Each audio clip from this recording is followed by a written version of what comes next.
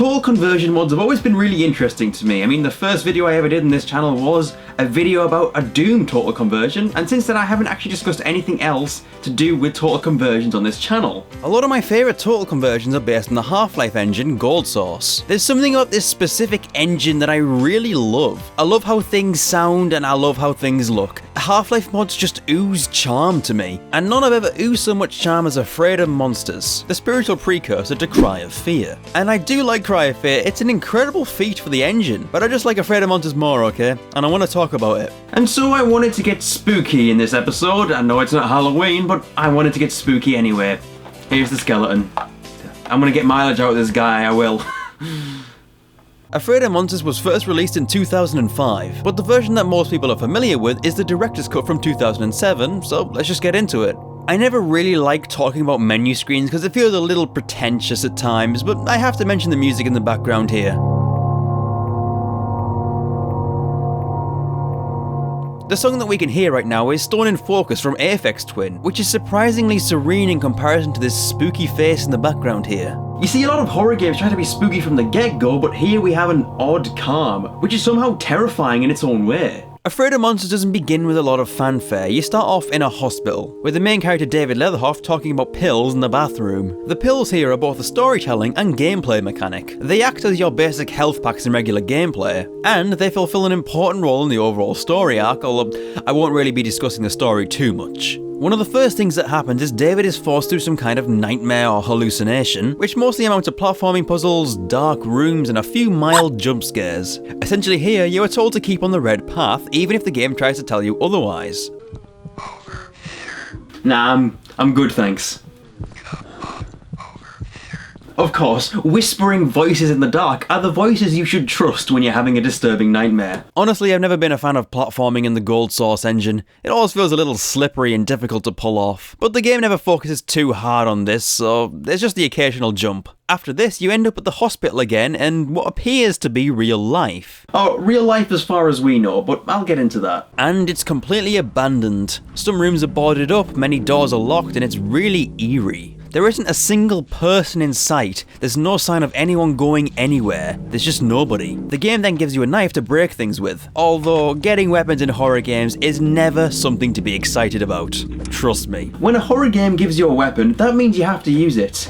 And that means monsters. If I'm being honest, the whole hospital area of this game is not that fun or interesting. To start with, there's a lot of exploration in this area. It isn't too difficult to navigate until you need to turn off the power to get past some exposed wires. And this starts the actual threat in the game. Once the lights are out, monsters begin to appear. And they are fast. These aren't shamblers, these aren't even runners, they're just quick, creepy shufflers. They twitch a lot as well. It gives them this unnatural vibe that's really disconcerting. They come at you very fast and they can catch you off guard a lot, especially when they hide behind doors or slouch down. It's always good to see a twist in the zombie formula that makes them, you know, actually kinda scary. But only kinda. I mean, look at that cute hard hat. Not to mention, they do 10 damage per hit, at least on medium difficulty. And considering that health is sparse in this game, you really don't want to tangle with these guys. Also, this hospital area is very difficult when you're constantly in the dark and every area looks the same. The dark environments here don't pair very well with the Half-Life engine. You see, the way flashlights work in this engine means that they only light up a spot, whereas in more modern games you have a light cone. Now, some other mods have achieved this, like Mistake and Cry of Fear, although an argument could be made that this type of flashlight is a lot scarier, and it pretty much is because you can barely see, even with the flashlight on. Look, if you're gonna do a horror game with loads of dark areas, you have to do the flashlight right. I'm looking at you, Doom 3. I'd say the biggest problem with the flashlight in this game is the batteries though. You can only have your flashlight on when you have batteries, and while they do regenerate automatically, it's very slow and very frustrating at times. You'll often find yourself just standing in the dark waiting for your flashlight to recharge. You really do want to recharge your flashlight before running into a dark room, because chances are something resembling a dead Mario will shuffle along and slap you in the face. And you don't want that. David has dignity. I mean, look at that face. That is the face of a dignified man. Even if Tumblr does want to draw porn of you. Ugh. Oh good god, David, what has Tumbler done to you? It's definitely unwise in this game to take on more than one enemy at once, because ammo is just as valuable as health and batteries, and you really don't want to be pushed back into using your knife. Remember that the monsters do a lot of damage here, and keeping distance between them and you is imperative to survival in this game. When you take a step back and look at this game, what you have is Half-Life with a horror theme. There are many monsters here which are just reskinned Half-Life creatures, and that makes these guys the zombies, these things are head crabs, and these handstand dudes are bull squids and so on. And in some ways this works to its advantage. Basically, there's a sense of familiarity with them combined with their twisted natures. I mean, when I reached this specific room with water in it, I was deathly afraid of the water. Why? Because these things exist in Half-Life, and they're already scary. What would the afraid of monsters equivalent be? So is there anything there? I don't exactly want to say, but that black or opaque water always feels like it's hiding something, which to me is good horror. It makes people afraid of something. It makes people afraid of monsters. Wow, that was cheesy. There are a couple of more original monsters though, such as the ever-hilarious wheelchair zombie, which I honestly found kind of adorable. I mean, as adorable as a green bag of garbage can be, I suppose. Listen, I'm allowed to enjoy my garbage, okay? Although you shouldn't underestimate them because they can kill you. I actually found this out when I streamed the mod recently.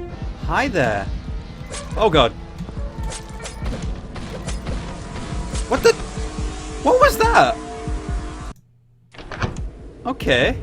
There are also these things. I have no idea what else to refer to them as. They're basically like a manifestation of game glitches as a monster. And they're really scary when you first come across them because you actually have no idea what you're looking at. Also, giant faces. Yeah, I'm completely unsettled by things like this. I just get flashbacks to the ghouls of the Ghouls Forest Doomwads. I should really talk about those guys at some point. The only other time I've mentioned them is when I saw one in a McDonald's hat in the Doom Christmas video I did. I'm still really upset about that.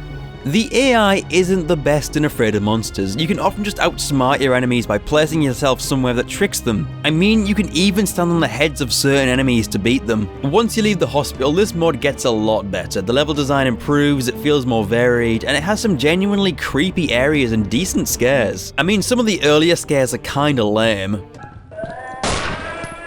Yeah.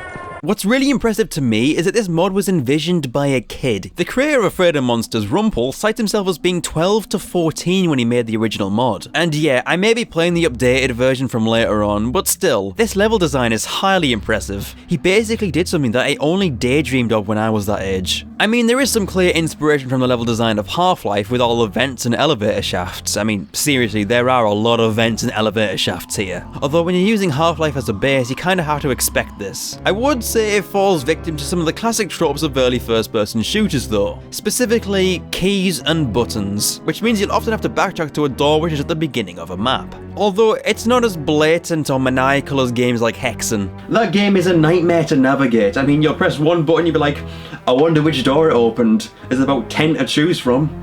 It kind of feels like arbitrary padding, to be honest. But other than that, the map is packed quite a lot into a small space because you quite often return to the start area having opened up a passageway. Even if it can feel annoying, there are plenty of shortcuts which don't feel forced. They feel like they could actually be there in that world. Again, Afraid of Monsters has a lot of small issues, but I still have fun playing it even if I'm not as scared of it as I used to be. It's not the most impressive thing you'll come across, it's very much a spooky Half-Life, but it does have a creepy charm to it. And if you're going into it blind, you're going to be on edge, there's no doubt about that. The issues that this game does have don't harm the overall experience.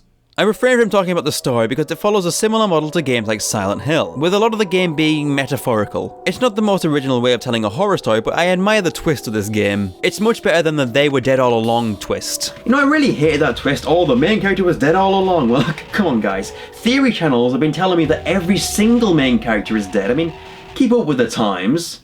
I actually have a lot of nostalgia for this game, but it's a different kind of nostalgia. I'm not saying I played this as a kid, because I didn't. I would have been way too scared. I mean, I was scared of Left 4 Dead when it came out. I mean, I was a pansy kid. I'm actually referring to what you could call YouTube nostalgia. And maybe that sounds a little weird, but hear me out. You see, back in the day, I used to watch a Let's Play duo called Spike and Barley. And they're a little obscure, but I found them to be one of the funniest duos out there. They don't upload a lot anymore, but their catalogue is still worth a watch in my opinion. And I think they're still funny to this day. day. The playthrough that they're most well known for is actually a playthrough of Afraid of Monsters, but there's actually a special twist that sets this one apart. So in this playthrough, the duo are playing through the game cooperatively in Sven Co-op, a Half-Life mod that allows co-op in several Gold Source games, including Afraid of Monsters. Anyway, they are joined by a third player who assumes the role of David Leatherhoff, but it's a creepy, psychopathic David Leatherhoff, and honestly, this is one of the most exciting and unpredictable elements of the playthrough.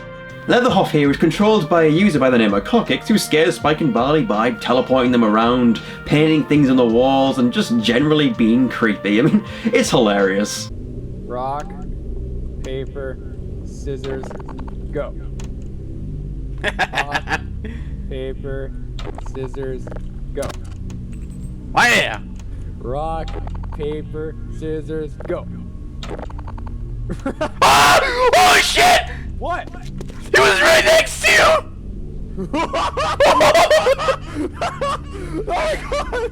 Even if you're not a fan of Let's Players, this is something you should watch. The stuff that David does is very well done. It's so well done, in fact, that I never even realised he was a player at first. I actually thought it was part of the game. So why am I talking about Spike and Barley's playthrough so much? Well, you see, back in 2011 and 2012, I was a Let's Player too. We all have our starts somewhere, and Let's Plays inspired by this duo were pretty much my start in making regular videos. I mean, sure, I was ripping off their humour style and I was 1,000 times less funny, but the playthroughs that Spike and Barley did, most notably the Afraid of Monsters one, inspired me to take the current path that I'm on and make videos. And over the years, I actually got to talk to both Spike and Barley a couple of times. I'm sure I came across like an annoying fan, but hell, they're responsible for the passion that I have for making videos, and I kinda want to thank them for that. Their work takes me back to a time when YouTube was more about making fun videos and having a good time with friends and a laugh. But ultimately, I want to point out the massive role that Let's Plays, reviews, and other videos can have in games. Companies like Nintendo don't realise that someone might become interested in a game simply because of a Let's Play. Honestly, the way that I found out about Afraid of Monsters was through Spike and Barley, so in many ways, this game is my roots, the game that started it all for me. I mean, maybe that's a dramatic way of putting it, but it's kinda true. I always enjoy telling you about weird old games and mods like Afraid of Monsters that I've come across and played, and I love cracking jokes at them. That is my passion, and it's not gonna stop anytime soon. This feels like a really strange video because it started as a discussion about a horror game and it evolved into a discussion about a Let's Play. And if that's not a scary twist, I don't know what is. Here's the skeleton again. He looked at me.